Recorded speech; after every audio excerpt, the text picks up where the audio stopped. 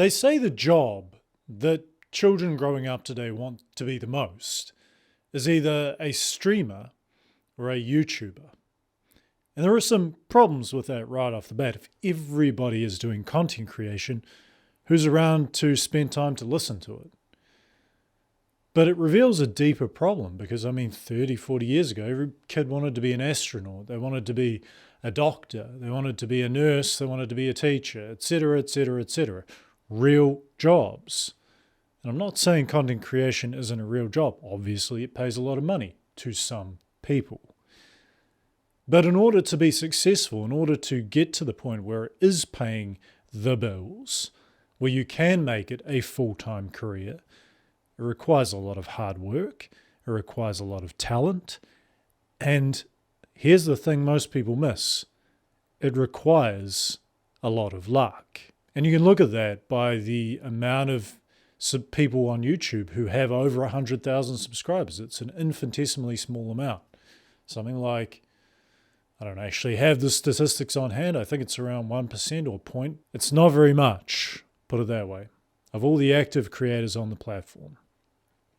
And that's not to say that when you get 100,000 subscribers, that suddenly you're going to be making a lot of money and you're going to be sitting pretty.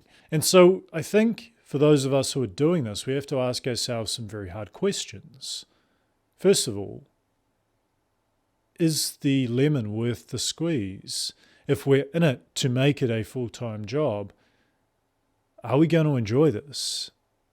And I'm not certain that that's going to be the case for a lot of people. I go on a lot of these communities of like small YouTubers, etc.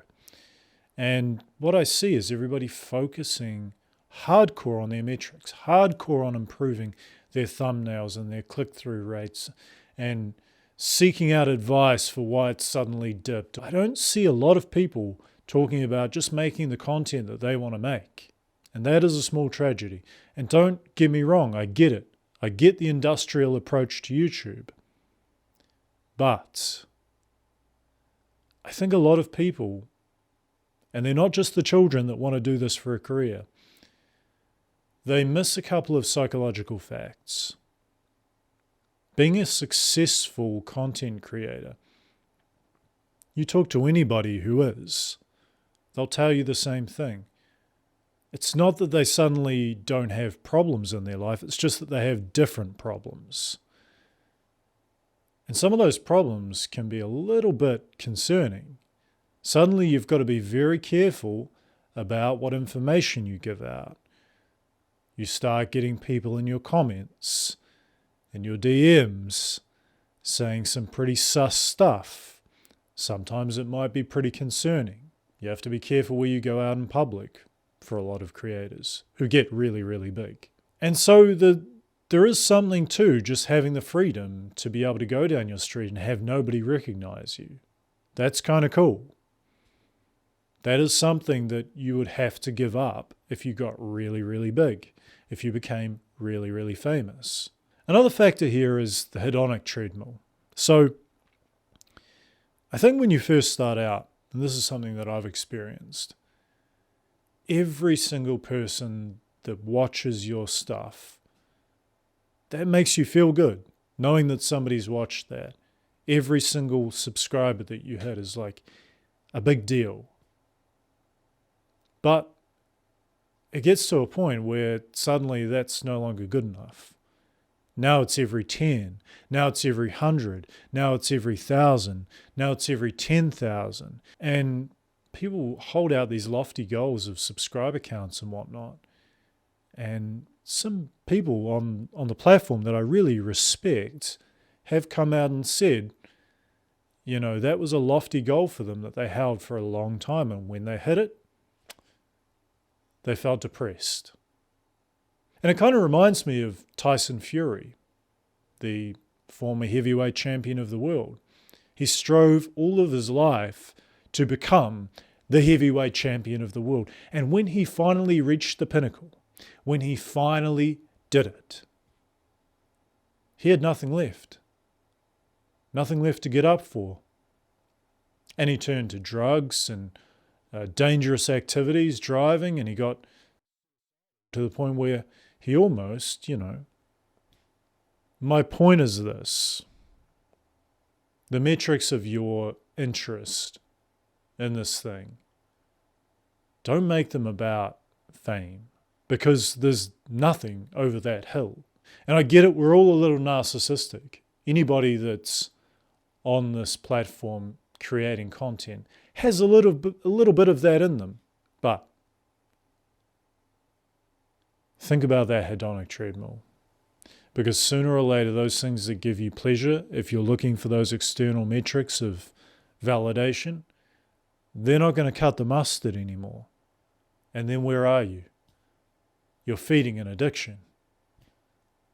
Much better to be able to just create what you want to create and send it out to nobody. Because at the end of the day, that guy that's got 1 million subscribers and is making his living off of this, if he has retained his authenticity, he's doing it for the same reason I am. We are both creating just something. I'm not saying my shit has artistic merit or anything, but we are both creating something for the same reason. Because that act of creation makes us feel good. And all of the other stuff, yeah, it feels nice too, but it's not the meat in the pie. It's the pastry. And my grand point is this. You see, back in Roman times, people weren't interested in getting rich for the sake of being rich. Not like today. People were interested in getting rich so that they could be famous. They were interested in getting rich so that they could sponsor or be involved in military campaigns that would bring honor to the Roman Empire, and then they would receive a grand big parade, a triumph. This is what drove people like Julius Caesar. It wasn't the money. It was what money could bring. Influence, power, and symbolic immortality. But all of us have to wrestle with the fact that we're probably not going to win the lottery here.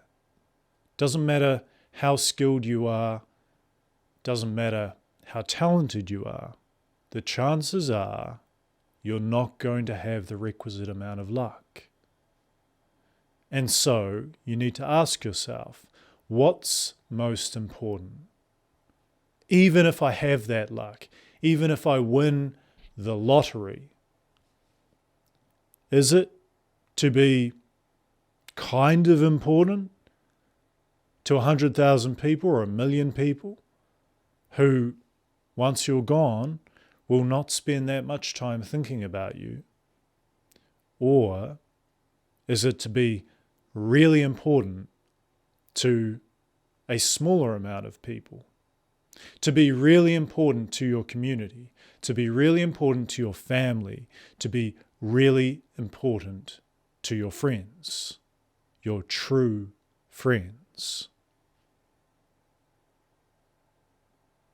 I'm not saying you can't have both either, but think about the priority.